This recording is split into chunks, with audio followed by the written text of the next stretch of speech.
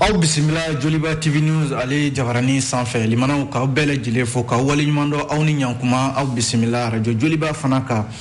Bamako yan nɔ segukaw fana fɛ an lamɛnnen don radio Joliba kelen ka yen nɔ o la an bɛ bɛɛ lajɛlen fo k'a bɛɛ waleɲuman dɔn an minnu bɛ k'an filɛ ani an minnu bɛ k'a lamɛn ka jira k'a fɔ min ye ka kunnafoni gafew ye limanaw o de lakali waati sera an fɛ yan nɔ don o don ni laada ye gafew mana sɛbɛn an bɛ ye kɛnɛ k'a ka gafe ninnu bamayɛlɛma bamanankan na a kun de ye walasa jamanadenw bɛ se ka kunnafoni sɔrɔ cogo min na o kuma an sigira kɛnɛ kan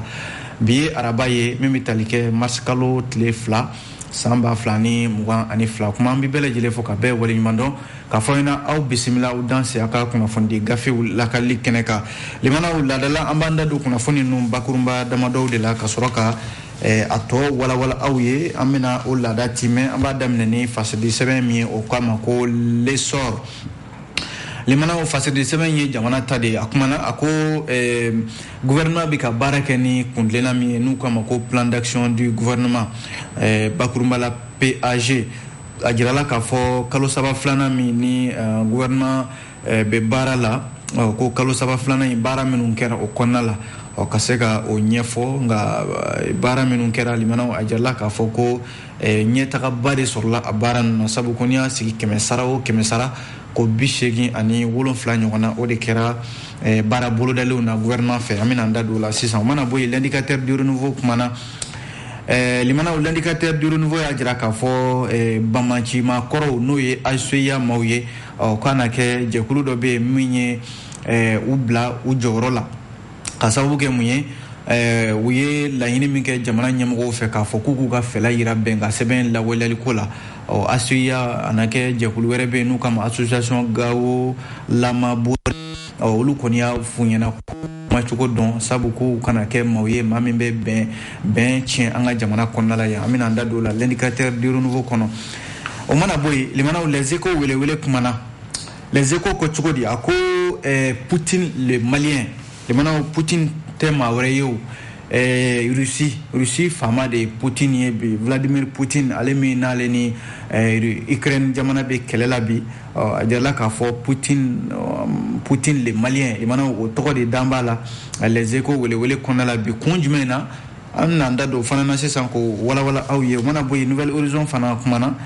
limanaw Nouvelle Horizon y'a jira k'a fɔ nin wagati in na min ye Ukraine ni Russie cɛ kɛlɛ ye yɔrɔ Ukraine jamanakuntigi n'u k'a ma ko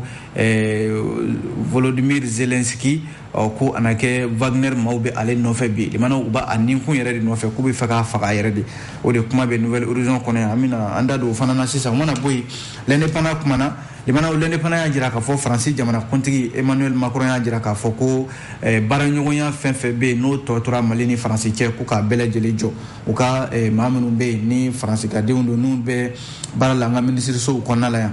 limanaw k'u bɛɛ lajɛlen k'u ka minɛnw cɛ u k'u kɔsegin ka taa Faransi jamana kɔnɔ an bɛna an da don o fana na sisan l'indépendant kɔnɔna la o mana bɔ yen le soir de Bamako kumana limanaw ko taamaba dɔ kɛra Bankasi mara la musolakaw fɛ musow de y'a ɲini ko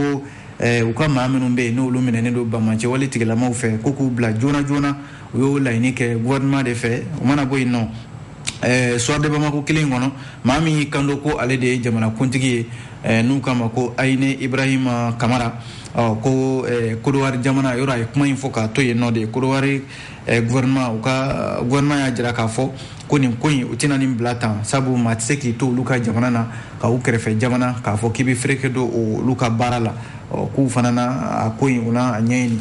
soir de Bamako y'o fɔ an bɛ sɔrɔ k'an kuncɛ ni le Pélican ye limanaw Pélican y'a jira k'a fɔ politiki tɔnba saba bɛ Mali kɔnɔ yan ni o ye ADEMA ni RPM ni URD ye tiɲɛ na ni politiki tɔnba saba ye limanaw k'a kɛra i n'a fɔ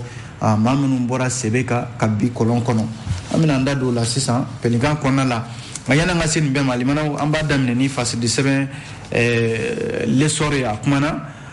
lesor kumana limanaw a ko min ye gouvernement bɛ baara kɛ ni hakililaba min ye bi n'u kama plan d'action du gouvernement u y'o baara minnu kɛra san kalo saba laban in na ni maa bɛ se ka fɔ yɛrɛ nin y'a siɲɛ filanan ye u ka sigikafɔ kɛ ka nin baara ninnu ka kuntenna ɲɛfɔ jamanadenw ye a jirala k'a fɔ plan d'action du gouvernement baara tako filanan min kɛra nin ye ni maa bɛ se k'a fɔ kalo saba filanan min ni gouvernement bɛ ka baara kɛ yɔrɔ u ye kun ye layidu de ta k'a fɔ kalo saba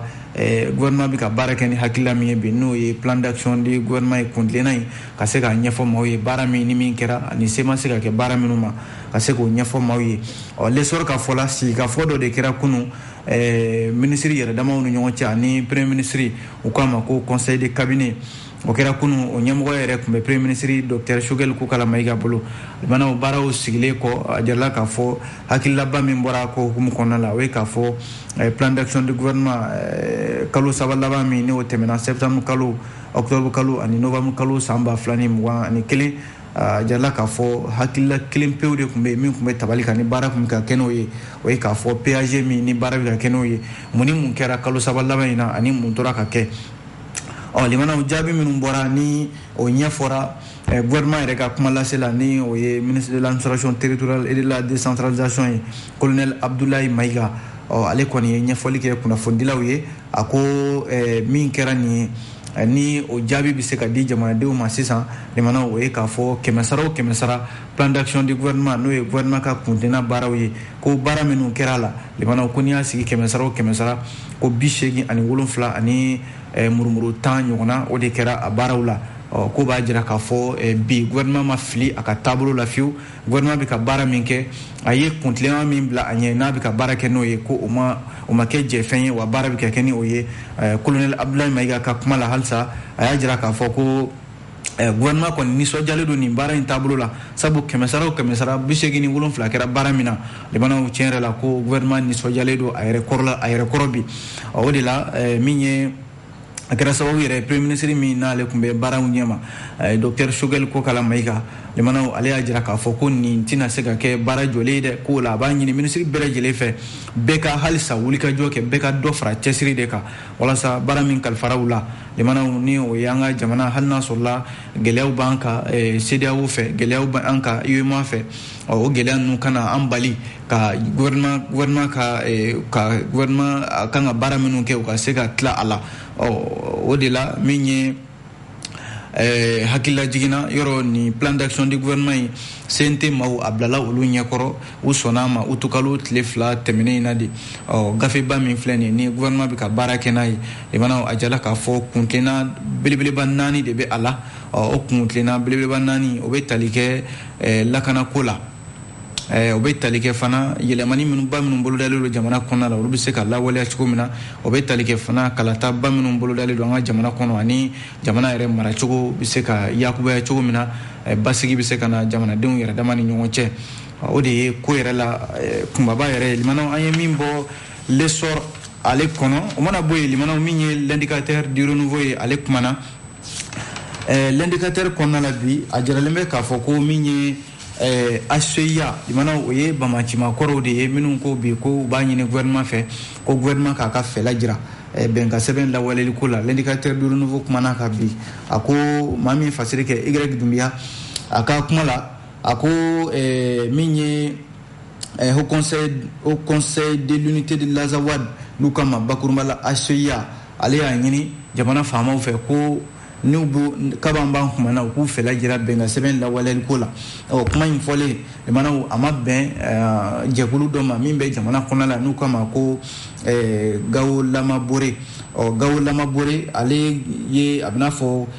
kɔrɔbɔrɔkan de don nka kuma in bɛ min fɔ a bɛ ɲɛtaa de ko fɔ walasa Gawo Lama Bore de ye jaabili kɛ ka ɲɛsin ACEA mɔgɔw ma k'a f'u ɲɛna ko u ye kuma min fɔ nin ye ko ka gouvernement u taara kuma min jɛrɛ min kɛ Kidal limanaw n'o de senfɛ u y'a ɲini Mali gouvernement fɛ k'u ka fɛla bɛnka sɛbɛn ale lawaleyali ko la association Gawo Lama Bore fana bɔra limanaw ka gouvernement lafasa nin taabolo in kan kosɛbɛ sabu u y'a ɲini ACEA maaw fɛ ko n'u y'a ɲini ko gouvernement k'a ka fɛla jira olu fana k'u ka fɛla jira bɛnka sɛbɛn lawaleyali ko la sabu olu ɲɛ bɛ ACEA la bolo min ka nin ye limanaw ko bɛn min ni o bɛ ka ɲini jamana kɔnɔ waati min na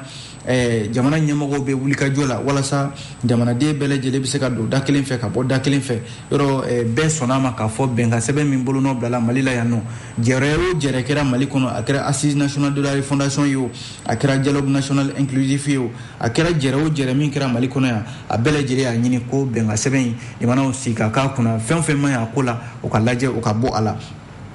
ni jamanadenw sɔnna o ma ni Gawo n k'a fɔ ACEA maaw tilala ka na ɲini tuguni ko gouvernement ka a ka fɛla jira Gawo Lamabore y'a jira k'a fɔ olu ka jateminɛ ye min ye u fana ye bataki dɔ de kɛ u y'a jira k'a fɔ ko min ye ACEA ye limana u ka fara ka ko dɔw ta ko minnu bɛ ni jamana ɲɛmaw bɛ o baara la kabi waati jan ko wa u kana fili u k'a fɔ u kana fili u ka baara la baara min n'o bɛ se ka kɛ tiɲɛni yɛrɛ jamana kɔnɔna la sabu bi an bɛ waati min na ko sisan limanaw bɛɛ de bɛ bɛn ɲini jamana kɔnɔ a man ka kɛ fiyewu jamanaden dɔw ka wuli k'a fɔ k'u bɛ taa u damana ko wɛrɛ kɛ ka ɲɛsin gouvernement ma ko bɛnko dan b'a yɛrɛ k'a sɔrɔ dun gouvernement bɛnna kan ni jamanadenw bɛɛ lajɛlen ko bɛnkan sɛbɛn min bolonɔ bilala Mali kɔnɔ yan ko k'a kɔnɔ kumaw lajɛ bɛɛ sɔnna o ma ni ACEA ye ko wɛrɛ waliya wɛrɛ ta k'a bɛna fɔ u bɛ ka baara wɛrɛw de ɲɛsigi u yɛrɛ ɲɛ baara min bɛ se ka kɛ hali u yɛrɛ sababu ye association Gawo Lamabore y'a jira k'a fɔ k'u b'a ɲini gouvernement fɛ ko gouvernement ka a ka baaraw kɛ ni basigi ye a kana fili fiyewu bɛnkan sɛbɛn min n'a fɔra ko u ka yɛlɛma a kɔnɔna ka lajɛ limanaw sigi ka fɔ fɛn fɛn kɛra Mali la an y'a fɔ ten bɛɛ sɔnna a ma ko yɛlɛma ka don bɛnkan sɛbɛn in na association Gawo Lamabore y'a jira gouvernement la ko k'u ka baara kɛ wa k'u jɔ u jɔyɔrɔ la nin ko in siratigɛ la ko wa maa o maa bɛ yen ni gouvernement ye jateminɛ kɛ k'a fɔ o de bɛ ka basigibaliya don gouvernement in kɔnɔna la ko wa o bɛ ka waliyaw ta walasa ka se ka ɲagami don baaraw la jamana kɔnɔna la yan limanaw k'u kana siga fiyewu ko maa kofɔlen u k'olu ta k'u bila sariya ka bolo kan sabu ko maa tɛ se ka kɛ jamana kɔnɔ limanaw i mana kɛ cogo o cogo k'i bɛ fereke don jamana baara taabolo la o ye Gawo Lamabore ale ka fɛla ye limanaw an ye min bɔ l'indicateur du renouveau kɔnɔ o mana bɔ yen an bɛ don les échos welewele kɔnɔna la a kumana limanaw ECHO y'a jira k'a fɔ ko min ye kɛlɛ min bɛ senna Ukraine jamana kɔnɔna la bi limanaw ECHO ko Poutine le malien limanaw n'o fɔra a bɛ maa hakili jigin mun de la Poutine le malien dɔw yɛrɛ ko Vladimir Poutine bi limanaw ale de bɛ ka jɔnya juru min n'o kun balan bɛ farafina kan na limanaw k'a bɛna fɔ Vladimir Poutine a na kɛ ale de jɔyɔrɔ boyan bɛ o ko yɛrɛ la o jɔnya juru in k'o tigɛ ka bɔ yen pewu fasiri sɛbɛn maa min ye fasiri kɛ Mohamed Meba Tembeli a ko Poutine le malien limanaw ni jiginna Mali dugu kɔnɔna la bi limanaw ka taa Bamako Kayi Gawo Sikaso a n'a ɲɔgɔnna caman k'i bɛ malidenw ɲininka k'a fɔ ayiwa Ukraine ni Russie cɛ kɛlɛ min bɛ senna bi limanaw ko malidenw k'u fɛla fɔ a la i bɛ maa min sɔrɔ min b'a fɔ ko Russie jo t'a la limanaw o bɛ dan tɛgɛ la nka i bɛ maa min sɔrɔ min b'a fɔ ko Russiw u bɛ kɛlɛ min na k'u b'u jo kɛlɛ kan wa u bɛ ka baara min kɛ nin ye k'u bɛ ka u yɛrɛ makaran sabu diɲɛ kɔnɔna la bi limanaw ni i mi i janto i yɛrɛ la n'i ma kɛ cɛ gɛlɛn ye min bɛ se i la limanaw o bɛ taa bɛn i ka hakɛ bɔsi la Vladimir Poutine ale de ye Ukraine n k'a fɔ ale de ye Russie jamana kuntigi ye bi a bɛ ka ani Ukraine bɛ kɛlɛ la bi a bɛ ka Ukraine jamana limanaw fɛn fɛn ye Ukraine jamana bɛ se ka minɛ ka don bɛrɛ la bi Russie jamana b'o baara de la bi a jala k'a fɔ baara min bɛ senna nin ye maliden caman y'a jira k'a fɔ olu ka dɛmɛ bɛ Russie jamana yɔrɔ sabu munna limanaw ni jateminɛ kɛ Mali kɔnɔna la yɔrɔ san joli kɛlɛ tun bɛ anw dala yan nɔ Mali kɛlen kɔ ka i kɔtɔrɔmabɔ ka taa i kalifa Russie jamana na kɛlɛko nasira ninnu na yɔrɔ kabi Russie jamana kɛlɛcɛw nana Mali kɔnɔna la yan k'a fɔ k'u bɛna dɛmɛ kɛ caman y'a jira k'a fɔ ko dɔ bɔra bamanciya wale in na wa min ye basigi yɛrɛ ye o caman bɛ ka na Mali fan caman fɛ caman y'a jira k'a fɔ ko ni Russie jamana kun tɛ an ka armée a bɛ ka wulikajɔ min kɛ bi dɛmɛ yɛrɛ la Russie jamana bɛ ka dɛmɛ min kɛ u bɛ kunnafoni min di an ka armée ma limanaw o yɛrɛ y'a la misali belebeleba ye o de la jamanaden caman n'i y'u ɲininka bɛɛ b'a fɔ ko ayiwa ko Russie jamana kɔni u b'a fo wa u bɛ ka baara min kɛ bi u ni Ukraine cɛ kɛlɛ ayiwa caman ye jo yɛrɛ di Russie jamana ma k'u bɛ jo kɛlɛ de kan limanaw ni y'o jateminɛ o de la fasiri sɛbɛn ko Poutine le malien n'i ye Vladimir Poutine tɔgɔ fɔ Mali la yan limanaw bɛɛ lajɛlen b'i disi gosi n'a ye n'i ye sɛgɛ dɔw yɛrɛ ye ko Vladimir Poutine min na ale de ye Russiw ka jamana kuntigi ye bi ko a ka se ka kɛ maa ye maa min na a ɲɔgɔnna bɛ sɔrɔ farafinna jamanaw kɔnɔna la min bɛ se ka farafinna jɔnya juru min bɛ farafin jamanaw kan na bi ni nanzaraw y'o jɔnya juru limanaw k'o siri k'a fɔ k'o tɛ foni fiyewu ko kɛ jɔnya o jɔnya ko tɛ ban limanaw kuma bɛɛ farafin jamanaw mana wuli k'u b'u ka hakɛw ɲini i b'a sɔrɔ nazara jamanaw de bɛ wuli aw ni foyi man kan na anw m'a bila yɔrɔ min na aw kana foyi kɛ limanaw Vladimir Putin ko o tɛ se ka kɛ ale ka jamana kɔnɔ a bɛ k'a ɲini bi limanaw k'a ka jamana k'a bɔ bolo la farafin jamanaw caman bɛ bi minnu yɛrɛ ko Vladimir Putin n'a sera ka olu dɛmɛ o ko siratigɛ la limanaw ko o na bɛn olu fana ma o mana bɔ yen ale Russie ko kelen ani Ukraine cɛ kɛlɛ limanaw maliden minnu bɛ yen n'olu bɛ Ukraine jamana kan a bɛ se maa 50 ɲɔgɔnna ma ko olu ka koɲɛ bi cogo di bi Les Échos ka kuma don a ko malidenw dɔrɔn tɛ dɛ sabu farafina jamanaden caman bɛ yen minnu bɛ Ukraine jamana kan yɔrɔ kɔsa in na kibaruyaw bɔra ka bi k'a fɔ farafin jamanaden minnu bɛ yen n'u ko k'u bɛ u yɛrɛ ɲini ka bɔ Ukraine jamana kan i b'a sɔrɔ u ka farafinya bɛ jira u la dɔw yɛrɛ n'u bɛ bɔ Ukraine jamana kan k'u bɛ taa Ukraine kɛrɛfɛ jamanaw la i b'a sɔrɔ u bɛ bali ka don o jamana ninnu kɔnɔna la o kuma fɔla bɛɛ lajɛlen bɔra o kalama diɲɛ sosigi in na min ye Union africaine ye farafina kɛlɛ tɔnba o ɲɛmɔgɔw ye u ka fɛla jira ntɛnɛn tɛmɛnen février kalo tile 28 k'a fɔ u tɛna jɛni nin ye ko nin ye siya woloma de ye min bɛ ka kɛ ka ɲɛsin farafin jamanaw ma Ukraine jamana kɔnɔ limanaw ni fiɲɛ wulila bɛɛ bolo b'i kunna minɛ na dɛ a jarala k'a fɔ maliden minnu bɛ yen n'olu bɛ Ukraine jamana kan a bɛ se maa 50 ɲɔgɔnna ma an ka gouvernement ko u bɛ ka fɛɛrɛ kɛ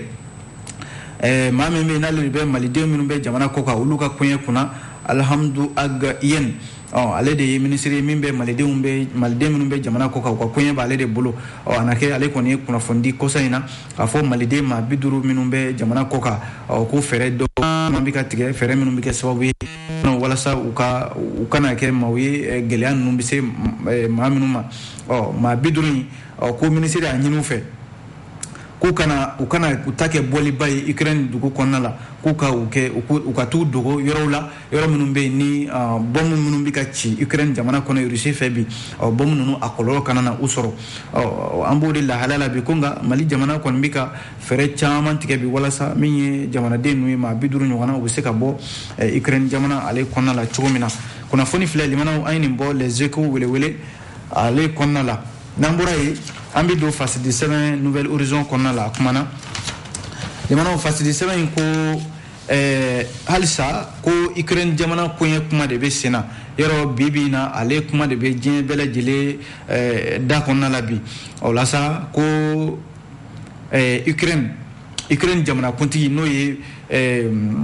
Volodymyr Oleksandrovich Zelensky limanaw ale de ye Ukraine jamana kuntigi ye a na kɛ bi ko mercenaire n'o ye Russiw ka mercenaires ye n'u k'a ma ko Wagner ɲininkali de kɛlen don n'a sɔrɔla u bɛ ka ni maa kofɔlen n'o ye Ukraine a jamana kuntigi ɲini bi kunnafoni yɛrɛ sɛbɛntiya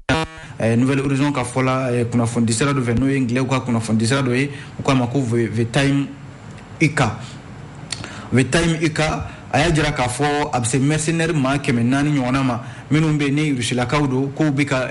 Ukraine a faaba n'o ye Kiev ye limanaw k'a lamunumunu a kun tɛ dɔwɛrɛ ye walasa u ka kuntigi n'o ye Volodymyr Zelensky ye limanaw ka tɛgɛ sabu k'o de ye Rusiw ka laɲini yɛrɛ ye bi maa 400 minnu n'a jarala k'a fɔ u cunna Ukraine jamana kɔnɔna la wa u bɛ k'u ka faaba yɛrɛ n'o ye Kiev ye limanaw k'ale lamunumunu sabu a jarala k'a fɔ journal n'o ye The Time Ika ye a ka kuma la ko a na kɛ u ka mercenaires minnu bɛ n'olu yɛrɛ bɛ farafina k'a bɛ dɔgɔkun 5 bɔ bi olu yɛrɛ welela ka taa walasa u ka se ka taa Ukraine jamana kɔnɔ baara min laɲinina Rusi jamana fɛ n'o de ye ka Volodymyr Zelensky ye ka tɛgɛ kɛ a la o baara bɛ se ka kɛ joona cogo min na limanaw ni maa min ye kow jate minɛ waati laban in na a bɛ tile damadɔ bɔ sisan Rusi jamana kɛlen don ka tawuli min ye Ukraine jamana kɔnɔna la ni dun ye jateminɛ kɛ kabi kuma in fɔra min ye Ukraine jamana ye ale fana ye a fɔ ko bɛɛ lajɛlen ka yɛrɛminɛ kɛ n'o ye couvre-feu ye maa si kana bɔ kɛnɛ ma kuma in a na kɛ Ukraine jamana yɛrɛ bɔra a kalama sabu u fana ye kangarida kɛ u fana y'u jɔ u jɔyɔrɔ la ko ni Rusi jamana kɛlɛcɛ o kɛlɛcɛ jamanaw n'o faratira k'a bɛ Ukraine jamana kuntigi k'u bɛ tɛgɛ kɛ a la a mankantan tɛ dɛ o de la min kɛra o don kunungo yɛrɛ sa kɛ a jarala k'a fɔ Ukraine u ka télévision soba ko Russie jamana tara bom fili oka ka o da kolonci k'a bɛna fɔ Kremlin n'o ye Russiw ka faamayaso ye ale kɔni a ti fɛ ka jɔ ni ko in na fiyewu kɛlɛ min b'a ni Ukraine jamana cɛ limanaw ko laɲini min b'u bolo bi o de ye ka u ka jamanakuntigi n'o ye Volodymyr Zelensky limanaw ka tɛgɛ kɛ a la sabu kɛlɛ kun yɛrɛ y'o de kunnafoni filɛ limanaw ne ka kuma tɛ nin ye dɛ an ye nin bɔ Nouvelle Horizon ale de kɔnɔna la n'an bɔra yen an bɛ don l'indépendant kɔnɔ limanaw l'indépendant kumana l'indépendant y'a jira k'a fɔ nin wagati in na min ye Faransi jamanakuntigi n'o ye Emmanuel Macron ye ayiwa Emmanuel Macron ayiwa Mali ni Faransi cɛ a bɛ n'a fɔ baaraɲɔgɔnya yɛrɛ k'a ban pepewu o de kuma fɔra sisan Emmanuel Macron fɛ walasa u ka baarakɛyɔrɔla minnu bɛ yan n'o ye coopéra français ye minnu bɛ yen n'olu bɛ Bamako yan nɔ ko pari y'a ɲini u bɛɛ lajɛlen fɛ limanaw k'u ka kɔsegin u ka taa Faransi jamana kɔnɔ n'i ye jateminɛ kɛ ko tile 2 de dilen don u bɛɛ lajɛlen ma u ka segin ka taa Faransi jamana kɔnɔna la limanaw maaw hakili la ko bi diɲɛ bɛɛ lajɛlen ɲagami bɛ ni kɛlɛ min ye bi n'o ye Ukraine ani Russie cɛ ye yɔrɔ bɛɛ ɲɛsin bɛ bɛɛ kulomadan bɛ o kɛlɛ in de la bɛɛ bɛ ka kunnafoni ɲini o yɔrɔw de la maaw hakili la ko maaw hakili la ko ɲinɛ bɛna kɛ Faransi ni Mali cɛ gɛlɛya min b'u cɛ kɔsa in na maaw hakili la ko ɲinɛ bɛna k'a kɔ jaja min ye Macron ye hali sisan a ma ɲinɛ a ko ntɛnɛn tɛmɛnen in na ko u ka baarakɛla minnu bɛ yan n'o ye coopéra français ye n'u dɔw bɛ sɔrɔ an ka ministre la kɛrɛnkɛrɛnnenya la ministre min yɛrɛ bɛ n'o b'an ka lakana kunna a na kɛ u caman bɛ sɔrɔ o ministre in kɔnɔna la limanaw yɔrɔ u ni o ministre in yɛrɛ ye ɲɔgɔn ye walasa ka se ka kuma ɲɔgɔnyaw tɛmɛ ni ɲɔgɔn cɛ kuma min bɔra Emmanuel Macron da walasa a jirala k'a fɔ France ambassade min bɛ yan u ka chargé d'affaires n'o ye Laurent Fabier ale kɔni bisimilara Abdoulaye Diop fɛ limanaw ka nin kuma in ka tɛmɛ u ni ɲɔgɔn cɛ masikalo tile fɔlɔ walasa min ye colonel major Daoud Al Muhamidine ale min y'an ka ministre ye min ɲɛsinnen don an ka jamana kɔnɔna lakananiw ma kuma in dara ale fana tulo kan k'a fɔ ko Faransi ka baarakɛla minnu bɛ yan n'u b'an ka ministresow kɔnɔ ani baarakɛyɔrɔbaw la ni u bɛ an ka foroba cakɛyɔrɔ ninnu baarakɛlaw dɛmɛ baara yɛrɛ la kosɛbɛ k'a ɲinina Emmanuel Macron y'a ɲini u fɛ limanaw k'u bɛɛ lajɛlen ka Mali jamana bila ni Barkan taliko kuma fɔra limanaw ni fana kuma nana tilala kana fara ka tuguni ni kuma ni kunnafoni min dilen filɛ nin ye nin m'a jira k'a fɔ limanaw Faransi kɔni k'a bɛ fɛ ani Mali cɛ baara yɛrɛ fɛn o fɛn ye an ka baara kɛ ɲɔgɔn fɛ ka na ni ɲɛdan kura ye Mali ani Faransi cɛ kunnafoni filɛ limanaw an ye nin bɔ face de sɛbɛn l'indépendant ale kɔnɔ n'an bɔra yen an bɛ don min ye le soir de Bamako kɔnɔna la soir de Bamako kuma na limanaw kuma fila de b'a kɔnɔna la fɔlɔ ye o ye k'a fɔ min ye bankasikaw fɛ yen ko musow de bɔra ka taama kunungo k'u ka nisɔngoya jira taama in bɛ kun ye mun ye k'a bɛ kalo 4 bɔ sisan u ka maa dɔw bɛ yen minnu jasora Bamaci wale tigilamaw fɛ k'u b'a ɲini gouvernement fɛ gouvernement k'a sen don nin ko la kosɛbɛ walasa u ka maa kofɔlen minnu filɛ n'u minɛnen don Bamacimaw fɛ olu bɛ se ka bila cogo min na maa kofɔlen minnu filɛ nin na u ka bilali bɛ ka laɲini k'u minɛna Bankas ani Koro novembre kalo tɛmɛnen san 2021 maa minnu kɛra sababu ye k'u minɛ o ye groupe de soutien à l'islam et aux musulmans maaw de n'o ye Yad Agalika ni jɛkuluba in walasa a jirala k'a fɔ bankasikaw fɛ yen musow kɔni m'a ko bila dagirinda la kunungo u ye taamaba de kɛ nisɔngoya taama k'a ɲini jamana faamaw fɛ ko Bamacimaw ye olu ka maa caman de minɛ limanaw min ye Bankas dugu kɔnɔna ani Koro cɛ hali sisan u ma se ka u kibaruyaw dɔn kunnafoni laban minnu ni olu dira fasidi sɛbɛn fɛ n'o ye min ye soir de Bamako ye a y'a jira k'a fɔ ko maa min yɛrɛ tun bɛ yen n'ale bɛ kuma ɲɔgɔnya la Bamaci wale tigilama ninnu ani dugudenw ni ɲɔgɔn cɛ k'a na kɛ o bolila sabu k'a b'a fɔra k'a bɔ ko armée Mali ale bɛ ka i kunda Bankas kan maire ale de sɔrɔla ale de bɛ ka nin kuma lakale tan ko maa kofɔlen k'ale kɔni bolila sabu a na kɛ ale yɛrɛ sigara a yɛrɛ la k'a fɔ siganama don min ye musow ka laɲini ani jina dɔgɔnw n'o ye dɔgɔnɔw ka jɛkulu ye o bɛɛ lajɛlen ye laɲini kelen de ye fulanjɛla fanga maaw k'u k'a lajɛ u k'u sen don nin ko in na sabu Bamacimaw kun ye a ɲini ka bɛnkan dɔw de boloda u ni sigidalamaw cɛ a na kɛ o bɛnkan ninnu o ma se ka ɲɛ sɔrɔ wa u y'a sigidalamaw fana fɛ k'u ka nafolo caman a bɛ se miliyɔn caman de ma waati min na o nafolo jarala ɲɔgɔn kan k'u bɛ fɛ k'u ka maaw bɔ bolo la maa min bɛ kuma ɲɔgɔnya la a na kɛ o de bolila o kɛra sababu ye ka baara in k'a tɔ gɛlɛya mun tora sa limanaw jamana faamaw olu k'u da don ko in na ko bɛ se ka ɲɛ sɔrɔ cogo min na limanaw ale soir de Bamako kelen in kɔnɔ cɛ min ko ale de ye Mali jamana kuntigi ye février kalo tile 27 n'o tɛmɛna ka ban ko ale de ye Mali jamana kuntigi ye wa ko a b'a ka gouvernement sigi n'o ye Ayine Ibrahim Kamara ko kuma in fɔlen Côte d'Ivoire dugukolo sanfɛ u ka ministre min bɛ yen n'o ye général Jomande Vagondo ale de y'u ka ministre mun b'a ka jamana kɔnɔna lakanani kunna a kumana a ko gouvernement min bɛ Côte d'Ivoire tɔgɔ la o y'a ka fɛla fɔ sabu a ko kabi kuma in fɔra limanaw k'u fana bɛ sɛgɛsɛgɛli dayɛlɛ u ka fan fɛ ka jira k'a fɔ